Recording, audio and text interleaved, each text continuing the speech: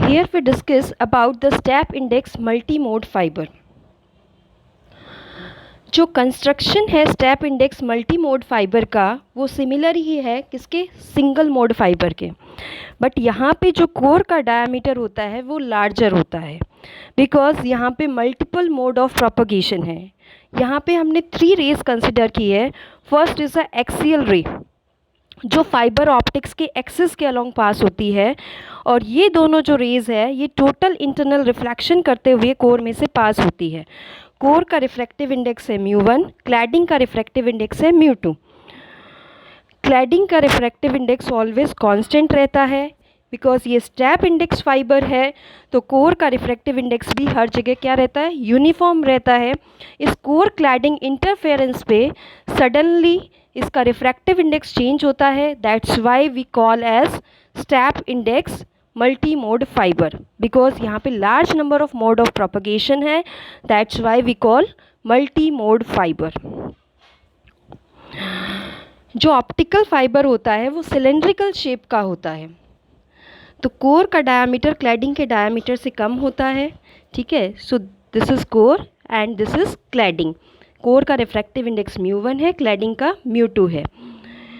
Core का refractive index uniform रहता है but at the interference of core cladding interference this suddenly change into μ2, that's why we call as step index multimode fibre. First we look its theory. The construction of step index multimode fiber is similar to that of step index single mode fiber. जो construction है step index multimode fibre का वो step index single mode fibre के similar है, except it's that it's core is of larger diameter. जो step index multimode fibre का जो core है उसका डायमीटर 50 to 200 माइक्रोमीटर का होता है, and the diameter of cladding is 100 to 250 micrometre. जो क्लैडिंग का डायमीटर है that is of 100 to 250 micrometre, and it have large number of mode of propagation. यहाँ पे जो प्रोपगेशन है large number of mode of propagation होते हैं, multiple propagation होते हैं इसके अंदर। इसको हम जो फाइबर ऑप्टिक्स के एक्सिस के अलोंग पास होती है इसे हम एक्सियल रे कहते हैं, और ये जो रेज जो टोटल इंटरनल रिफ्लेक्शन करते हुए पास होती है इसे हम कहते हैं मार्जिनल रे।